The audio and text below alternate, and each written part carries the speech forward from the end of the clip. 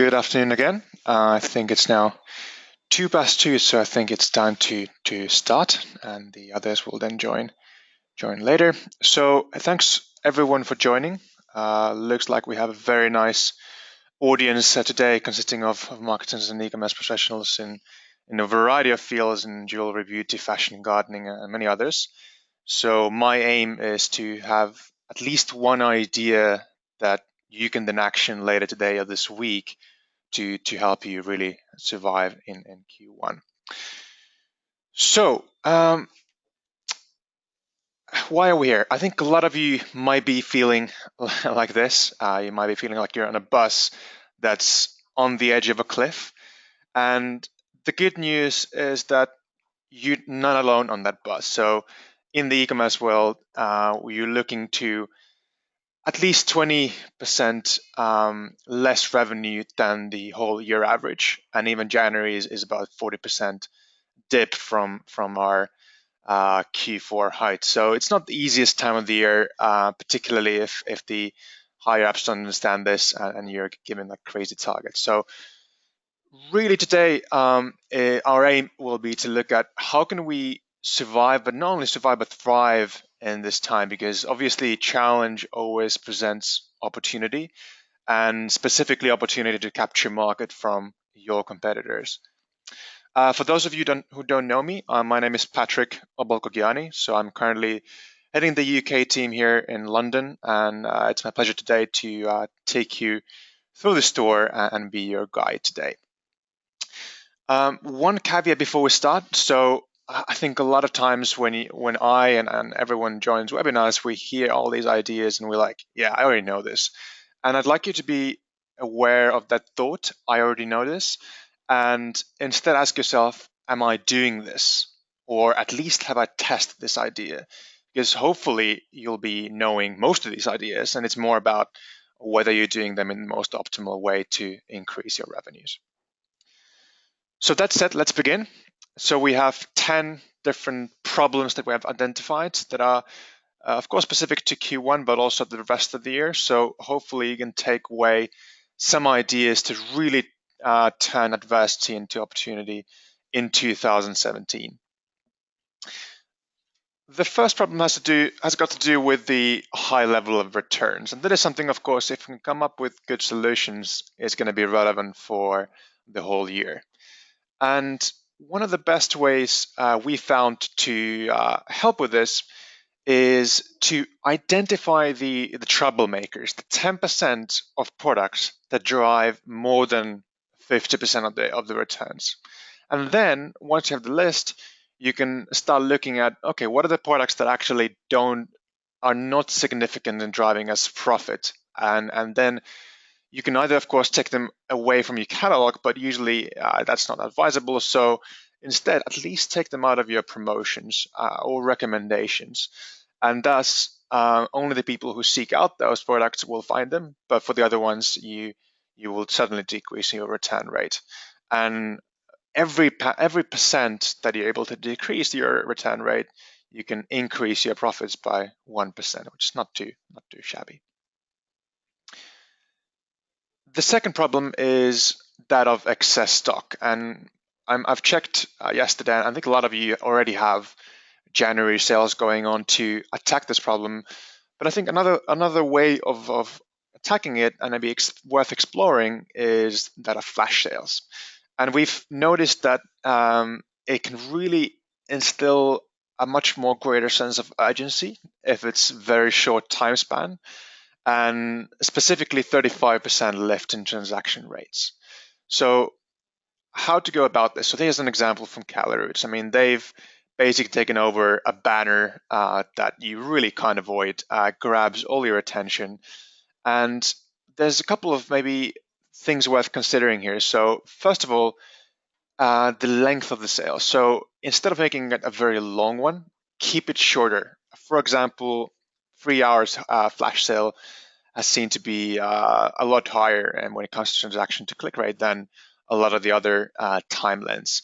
And also be sure to promote that. I mean, if you just put it on your website, not a lot of people will find it. But if you can email, if you can use social channels to promote it, and maybe have a countdown, you'll see much better results. And you can even use third-party sites to enhance the effect of that flash sale. Here's an example from Aurelia. They are doing a pop-up to specify people on this one-day Advent day sales. So that's one way of doing it. And finally, when it comes to flash sales, I mean, obviously you don't want to train your clients to expect them. So it's better to have them infrequently and particularly irregularly. So be sure to make that calendar wisely, because I've seen a lot of my clients who not only flash sale but sales in general tend to be in the span of 3 different days every single month. So as a customer, I know exactly when to buy my stuff from that merchant. So you don't want to be in that position. And then finally, of course, be sure to make sure the infrastructure can hold if you get a higher amount of traffic coming in. Problem number 3 is lower margin. This is, of course, because of the sales that we already discussed. I mean, we have to get rid of stock, so we end up with much lower margins that hurt our profitability. And that is really where the relevant product recommendations come in, because using them, you're able to shift the focus on the products that are right for you, but also right for the client. Um, the first example we have here is from Nomo, which is a high-end bag retailer you might have heard of. And what they're doing here is they're basically tailoring the recommendations for those people that are coming back to the site. So if you're new, you see trending items right now. But if you're a returning client, you'll see something that's based on your individual browsing patterns. And the good thing is, if you have people that have come in from, let's say, flash sales, or people that have shopped with you during Black Friday last year, you can then welcome them in with fully profitable items that are actually relevant for them. When it comes to upselling, I mean, here the focus typically is to suggest higher value items, as in price wise. But for me, it's also about helping your clients to find the right product instead of from your competitors. So really increasing the conversion rate and decreasing the bounce rate.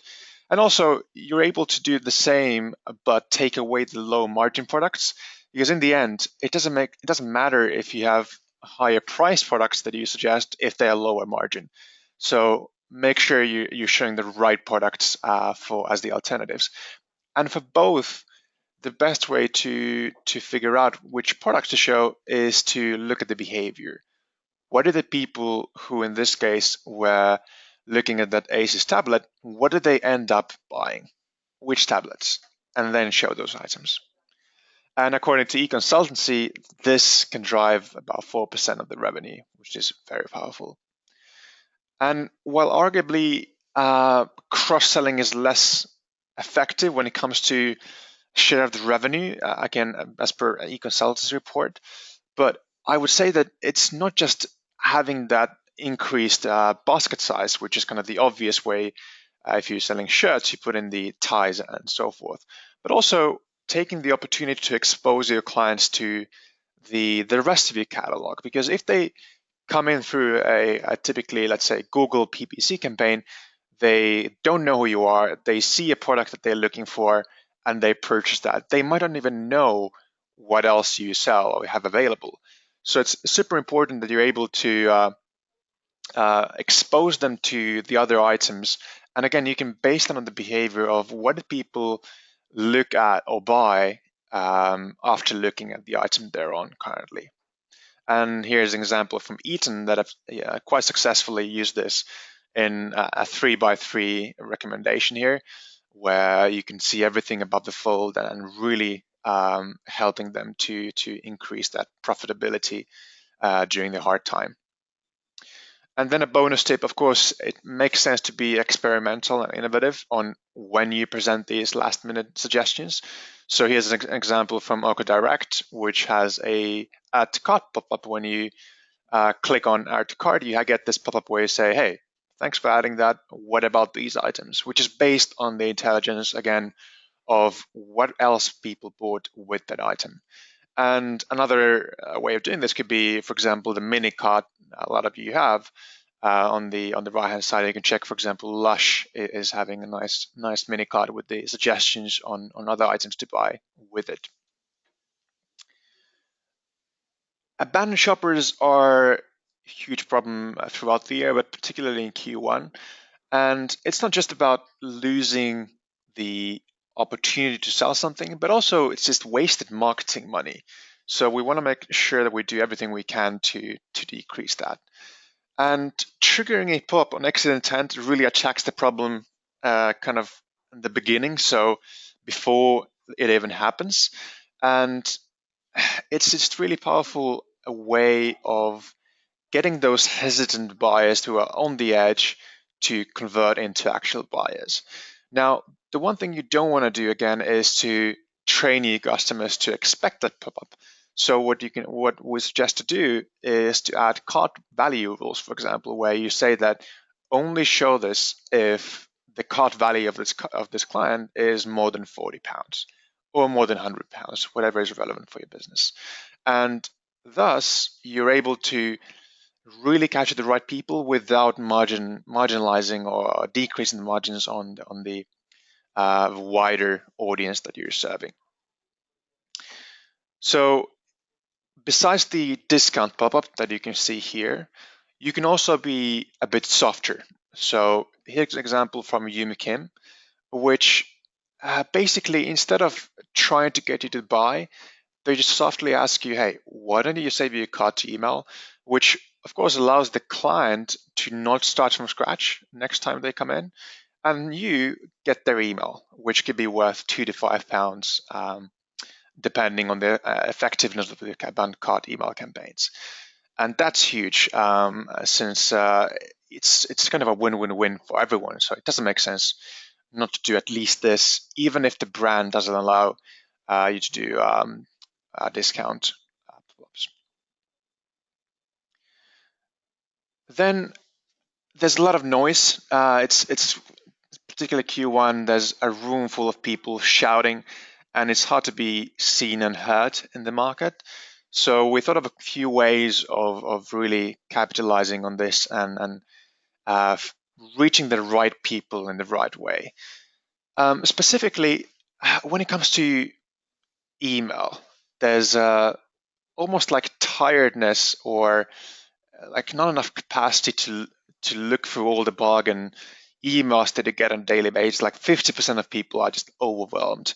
And the funny thing is, half of the emails are quite promotional. And I'm definitely not against product-led emails. I think should be an important part of any email strategy is promoting the right products. But instead of doing it the one-size-fits-all or even the segmented way, we've just seen that if you're able to go down to the individual, you'll see a much higher, about 10 times higher click-through rate than you would with just showing the same things to everyone. And instead of just putting their name, that's great. Offer them specifically personalized recommendations from your inventory to maximize on the conversion and relevancy of the products that you show them. And that is particularly relevant when you have a wide section of items, like if you're a sports retailer, you might have basketball, you might have football. If you're in fashion, you might have men and women. And sometimes it's hard to know exactly which products to choose, particularly if you're not doing a lot of segmentation work. And through personalization, you can really dig into the exact products that are going to drive people into back to the store. So that is could be a huge way of really standing out in the crowd. There's a few ways that we've seen work best when it comes to email newsletters. So first of all, just reminding them of the things they've considered in your store can be really powerful. If you're doing like a 40% off everything email, it makes sense to show them, hey, here's the thing you could get that 40% off based on the things you've considered. Secondly, you can think about using that intelligence and then matching that with similar people to pretty much predict what are they going to like next out of your catalog. And finally, then using the crowd wisdom to understand what's trending right now in a particular category or across the store to dynamically select the products that are relevant during the day of opening the email. Here's a nice example from Melly Melo, which tailors the emails not only to the individual, so you can see items that caught your eye before, but also the best-selling items this week. So it's fairly dynamic in a way that it's able to capture my personal interest, but also inspire me to go further through using other people's behavior. Uh, Retention rate is something that is really problematic when it comes to sale-driven buyers in Q1. And there's a couple of things we can do here. So first of all, you can automate specific campaigns that are based on best practices that you don't have to spend time on, and there's nothing to lose by doing them. So for example, we miss email is fairly standard in the email strategy world. But a lot of you don't do this currently, and you can automate that. And I think the key here, instead of just saying, hey, please come back, is understanding them as an individual and adding items that are based on their previous behavior. So you see here, Yumi Kim, it's like, hey, here's your car, but what about the other items that you might be interested in? And these ones, as mentioned, can take the click-through rate up to 10x. So understanding a client and then welcoming them back if they've not been there for a long time. And there's absolutely nothing to lose because they haven't been on your store anyway for about a month by now. So why not try to entice them to get back? And similarly, order follow-ups. I mean, when I buy items online, it's just sometimes horrific the quality of transactional emails that I get from even some of the bigger brands out there.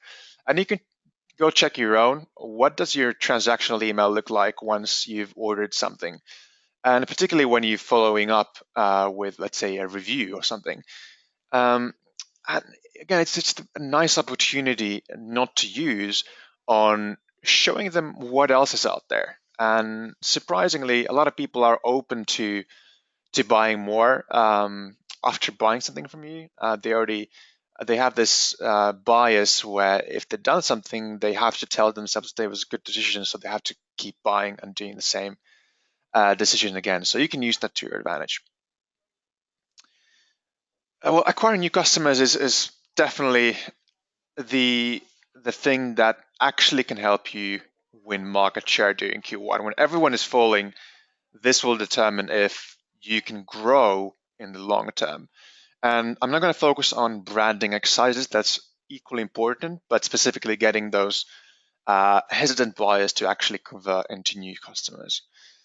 And Facebook happens to be one of the most targeted ways in the world to reach any audience because they know so much about us.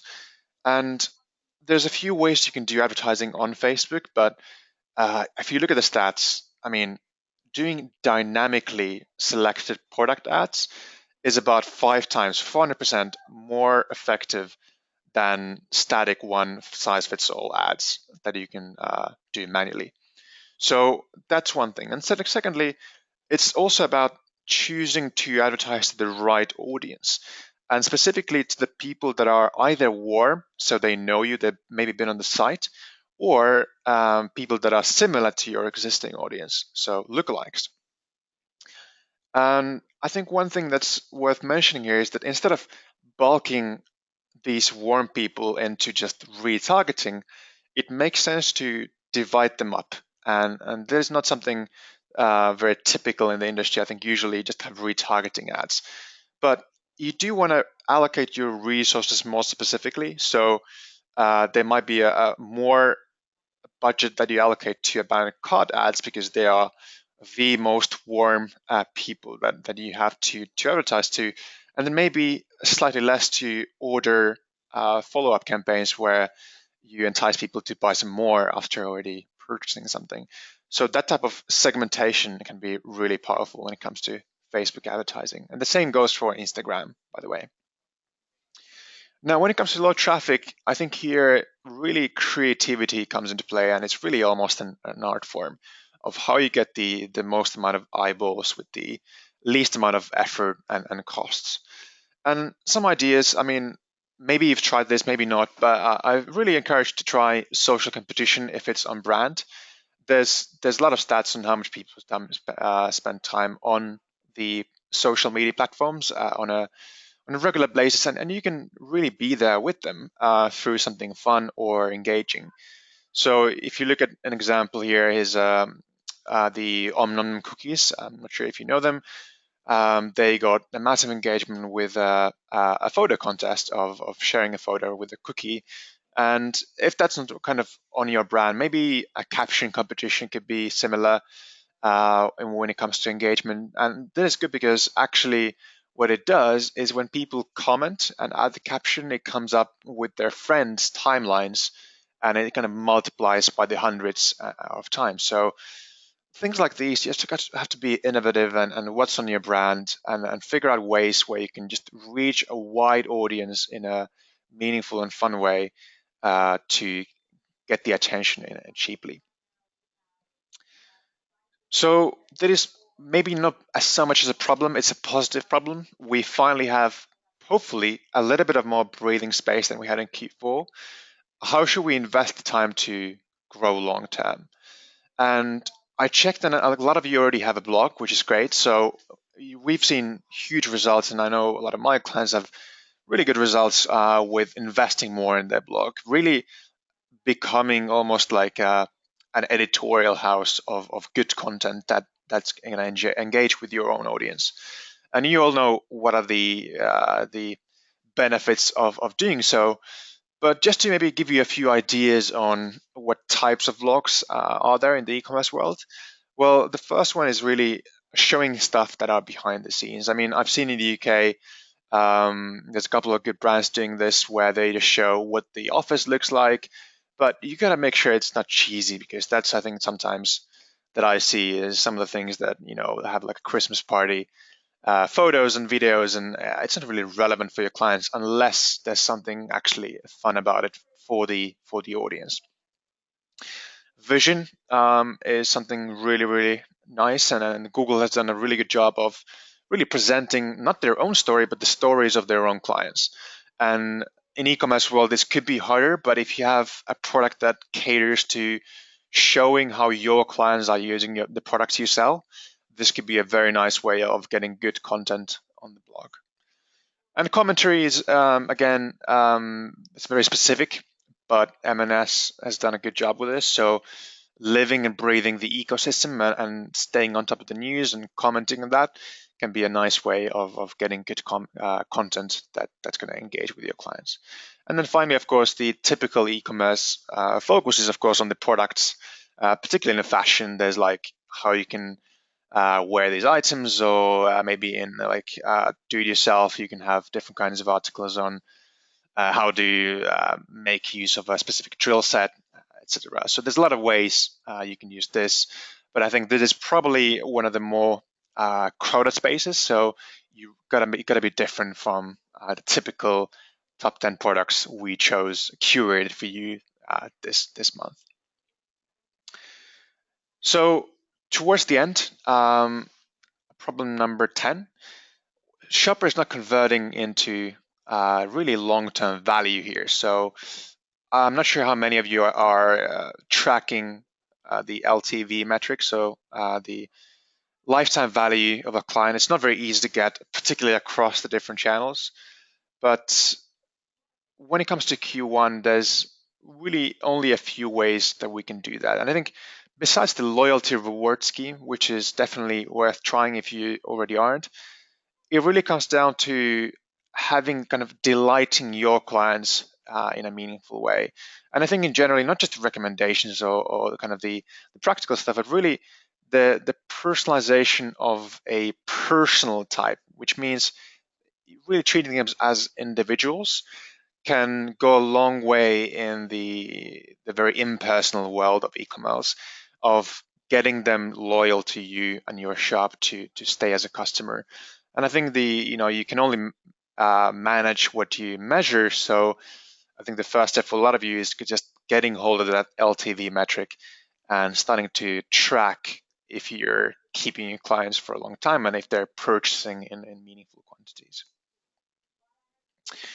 So hopefully using some of these tips, you'll feel like these guys and you can hold on while the rest of the industry crumbles. And just to leave you off with a couple of very specific next steps. If you're already a Nosto friend, you can go to nosto.com/resources. And we've developed a specific Q1 survival guide where you can delve into these tips and how you can actually make them happen with Nosto. If you're new to Nosto, I mean, obviously you can do the same, but probably it might make sense to just check the website and contact sales@nosto.com and get one of the e-commerce consultants to review your site and give some tips on how you might be able to use personalization to your advantage. So that's really all from my side. And I think we still have a few minutes left for questions. So you can see on the right hand side, you're able to just type in a question in the box. So let me give you a few minutes and then we'll come back to some of the questions from you guys.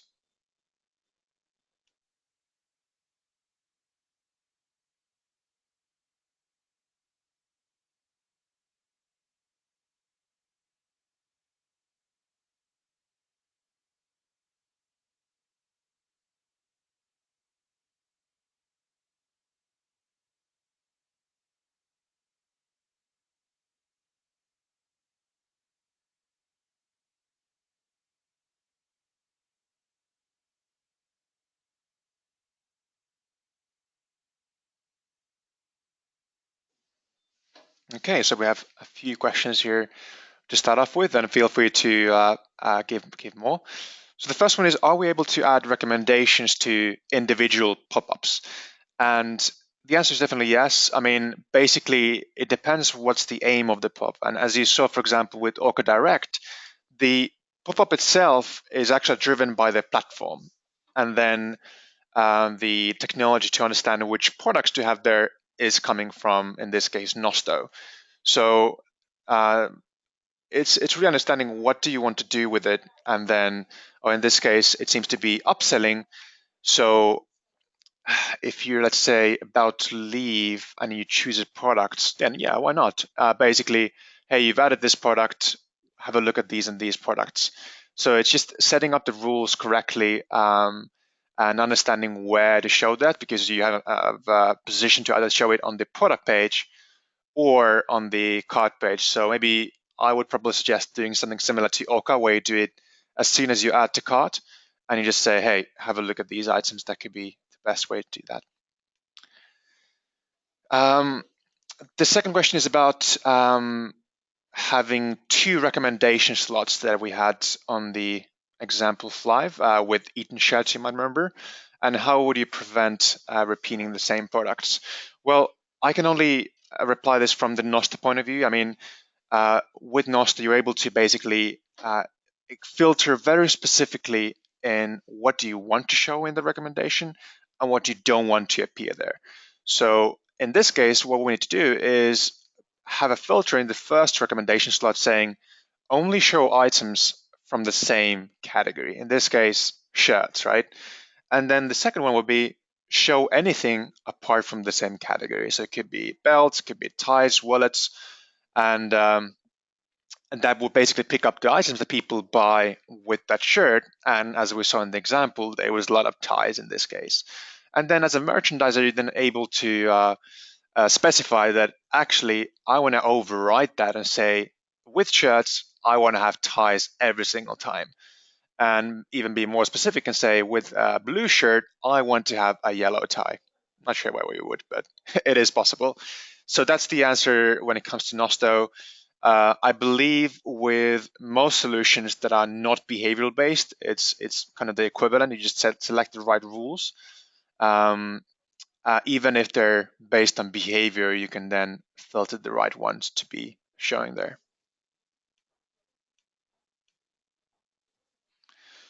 Cool. And then there was a question about Instagram. So when it comes to Instagram, we haven't publicly launched that yet, but for any existing clients, you can just talk um, with our guys. So send an email to support@nosto.com or your account manager, and they can actually activate that for you already to start testing with that. And it's extremely exciting field, I would say, for most, particularly visual e-commerce brands. So we're yet to see the full effect and the power of advertising on Instagram, but I'm personally very excited about that coming late Q1 and early Q2. So yeah, stay tuned. And as mentioned, for existing clients, you can already start testing with that.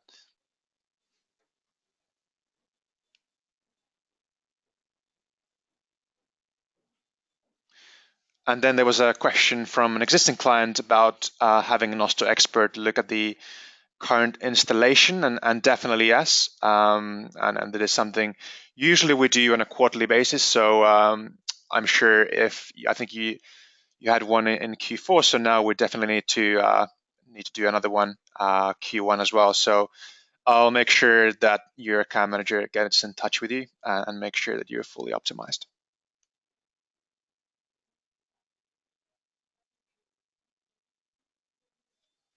Okay, and there was a question about using the name in the email. I mean, in this case, I was referring more to the newsletters, and I'm sure 99% of you are doing this already, which just basically means using your ESP data to insert the name and then Nosto to insert the right products using the email widget. So that's the main thing there. And in addition, I mean, obviously, we actually, in many cases, do know the first name of the client when we, for example, if they buy something. So we are able to also address people with their first name if we've captured their name in some instance. Could be purchase, could be something else. But yeah, you're right. If we don't know that, we would not be able to obviously address anyone with the first name. But I was referring more to the newsletters through ESPs.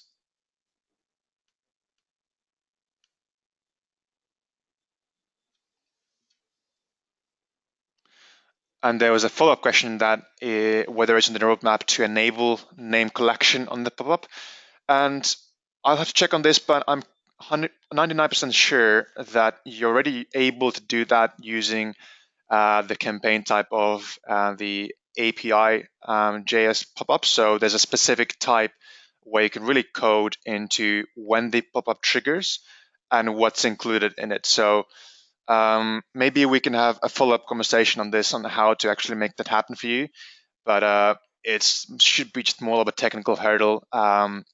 Including that in the actual default settings, I'm not sure if that is on the roadmap. I mean, we've been talking about adding all these things, not just this name, but also like genders, birthdays, and even discussing this. But so far, I think the use cases for using Nosto pop-up have been mostly to convert. And in this case, of course, we might not need that. But thank you very much for the suggestions. I think it could be very interesting for a lot of our clients.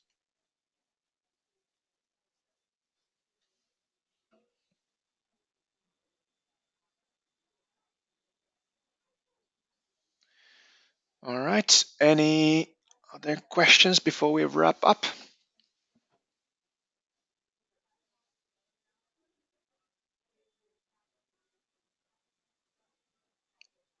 No. Looks like that's it. So, hey, thank you so much again for joining us today. And I'm sure we'll be in touch again with a lot of exciting things happening on our side, and I'm sure on your side as well. We're always glad to hear from you, and hopefully it was valuable. And I really, again, encourage to at least test out some of the ideas. Just do an experiment for a week, see if it works for you, and go from there. So all the best for the year 2017 from the Nosta team. Look forward to speaking to you again, and have a great week.